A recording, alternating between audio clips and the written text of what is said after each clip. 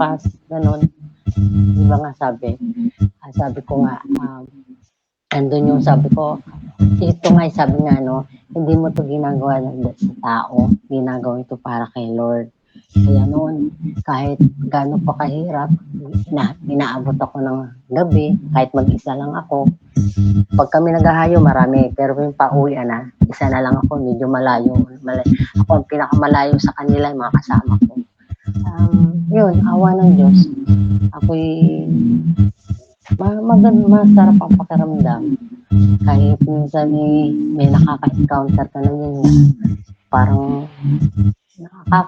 nakakadismaya. Minsan hindi nawawala yun. Yung mawawalan ka ng parang, ano ba yan, nagpapagod ka, tapos babasahan mo ng Bible verse, parang hindi naiintindihan.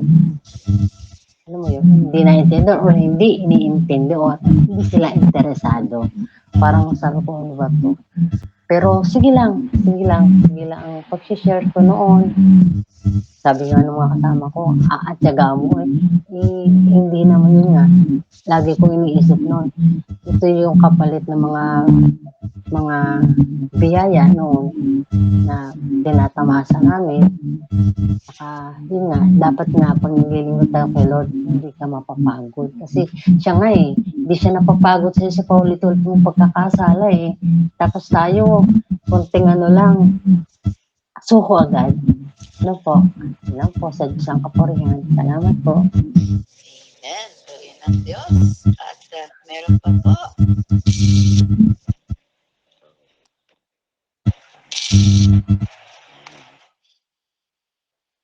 Naman natin, isa pa. Labang volunteer.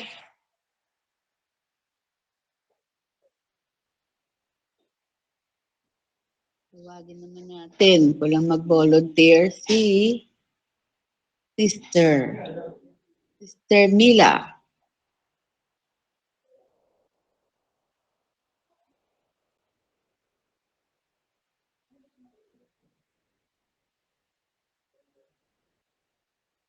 Sister Mila?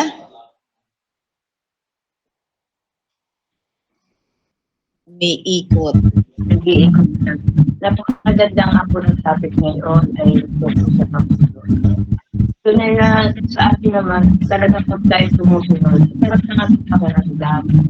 Lalo na pag may nagbibigay sa akin, ang Panginoon naman talaga ang nagbibigay sa atin ng lakas upang yung mga pinupuntahan natin ay ating mapuntahan. Katulad nga ng sinasabi ni Sister Susan, yung pagpunta sa Ibaguio, talagang kumbaga, talagang malayo din yung pagkawin naglalakad. Pero purihin ang Panginoon at sa tulong ng Panginoon ay nakakasunod naman tayo. Hindi man lahat ng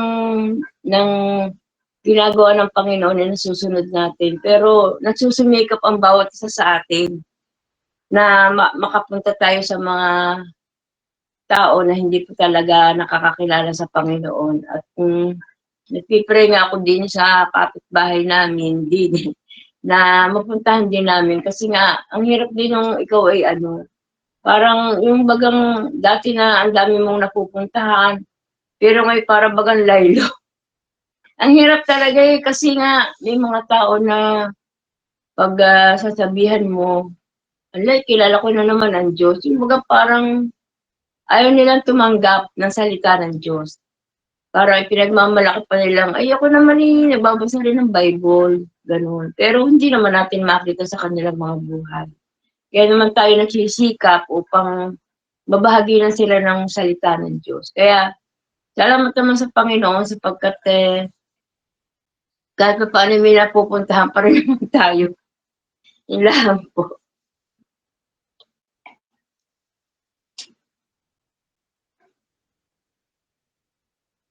Nakamute kayo, ma'am. Tsaka kay Tagilid. Nagcha-charge ako ay kayo yung mga Tagilid sa akin. Kaya nagcha-charge ako, hindi maano Ayun, po. So ito isang paalaala din sa atin no, na tingnan din natin yung mga dati nating hinahayuan at para nakakalitaan lang natin.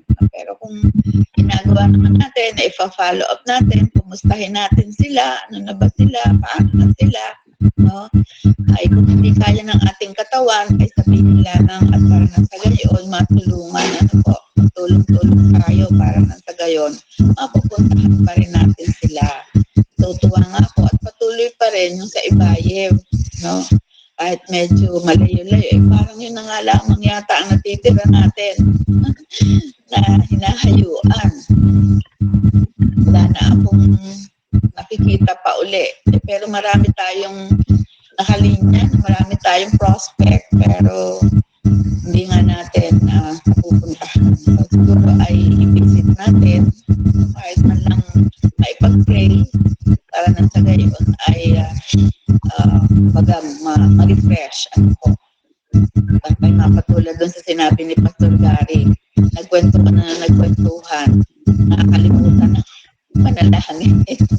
Kasi yung pinakamahalaga. Kaya nga, di ba, dapat pag magagawain, laging mag-uumpisa tayo sa panalangin para very successful yung magiging result. Okay po. At wala na ba gustong magdagdag? Sorry po ako ay pero tutugon ako doon sa chairman na pag pinamatahan ko para interest.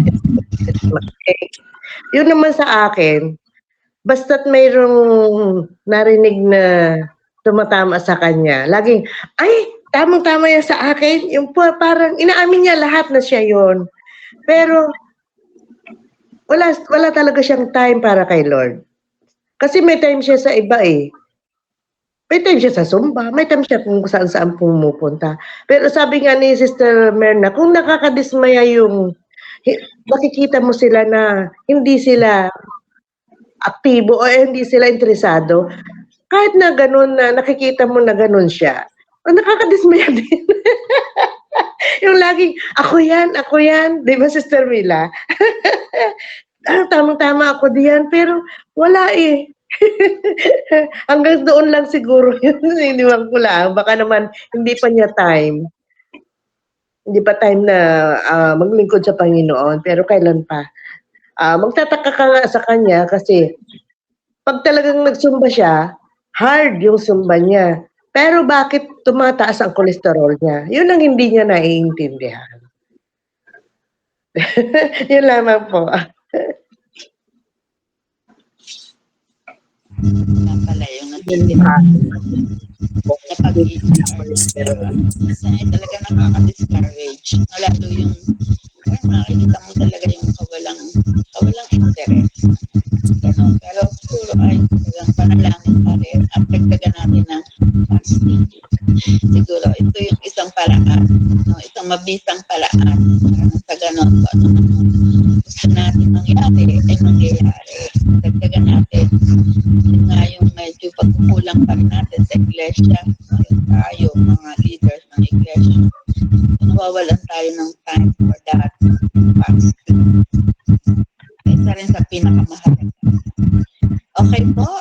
So, kung wala na po, ay tayo po ay mananalangin na. Sino po ang mga special prayer request?